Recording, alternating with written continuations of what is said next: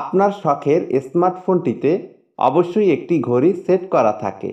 তো স্মার্টফোনের হোম স্ক্রিনে বা লক স্ক্রিনে যদি অ্যানালগ ডিজিটাল ঘড়ি থাকে তাহলে কেমন হয়? তো আজকের এই ভিডিওতে দেখাবো আপনার শখের স্মার্টফোনটিতে কিভাবে অ্যানালগ ডিজিটাল ঘড়ি সেভ করবেন হোম স্ক্রিনে এবং লক স্ক্রিনে। তো কথা না বাড়িয়ে চলুন তাহলে ভিডিওটি শুরু করা যাক।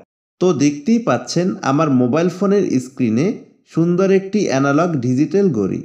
তো এই ধরনের সুন্দর অ্যানালগ ডিজিটাল ঘড়ি সেট করতে হলে তো এর জন্য প্রথমে ফোনের প্লে স্টোর ওপেন করব।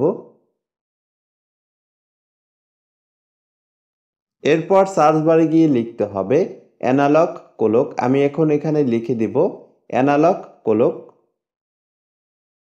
ওকে, এরপর সার্চ করব। সার্চ করার পর প্রথমে দেখতে পাবেন অ্যানালগ কোলক ডিজিটাল কোলক, এখানে ক্লিক করব।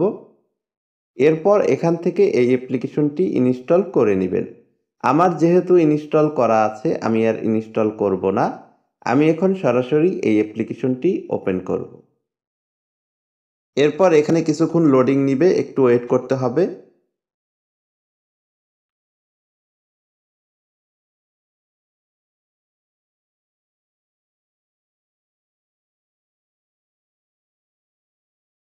ওকে, এরপর উপরে দেখতে পাবেন অ্যাপ্লাই অপশন, এখানে ক্লিক করব। তো অ্যাপ্লাই অপশনটিতে ক্লিক করার পর উপরে দেখতে পাবেন স্কিপ অপশন, এখানে ক্লিক করব। স্কিপ অপশনটিতে ক্লিক করে দেওয়ার পর এখানে এরকম একটা ইন্টারফেস শো করবে। তো এখান থেকে উপরে দেখতে পাবেন ক্রস চিহ্ন, এখানে ক্লিক করব। ওকে, এরপর প্রথমে দেখতে পাবেন অ্যানালগ কোলক্স, এখানে ক্লিক করব। অ্যানালগ কোলক্স অপশনটিতে ক্লিক করে দেওয়ার সাথে সাথে এখানে কিন্তু অনেকগুলো ডিজিটাল ঘড়ি শো করবে। তো আপনারা এখান থেকে পছন্দ মতন ঘড়ি সেট করে নেবেন। তো আমি আপনাদের দেখানোর জন্য এখান থেকে যে কোনো একটি ঘড়ি সেভ করে দেখাবো।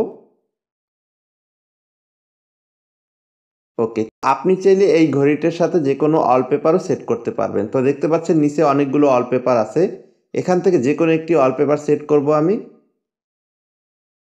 ওকে, এরপর উপরে দেখতে পাবেন নেক্সট অপশন, এখানে ক্লিক করব।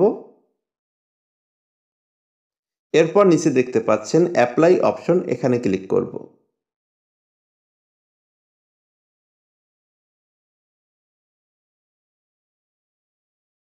তো এরপর আবারও দেখতে পাবেন নিচের দিকে অ্যাপ্লাই অপশন, এখানে ক্লিক করে দিব।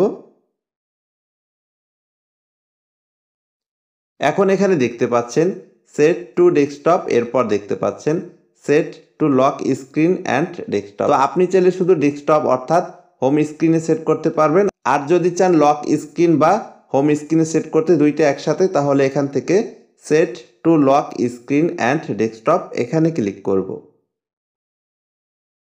ওকে, অ্যাপ্লাই সাকসেসফুল। তো দেখতে পাচ্ছেন এখানে কিন্তু রাইট চিহ্ন চলে এসেছে। তো আমি এখন এখান থেকে ব্যাগে চলে আসব। তো দেখতেই পাচ্ছেন আমি যেই ঘড়িটি সেভ করেছি সেই ঘড়িটি কিন্তু এখানে দেখাচ্ছে। তো আমি এখন একবার পাওয়ার বাটনে ক্লিক করব, আর একবার ক্লিক করব। তো লক স্ক্রিনেও কিন্তু এই ঘড়িটি দেখতে পাচ্ছেন। তো এই অ্যাপ্লিকেশনটি ব্যবহার করতে পারেন।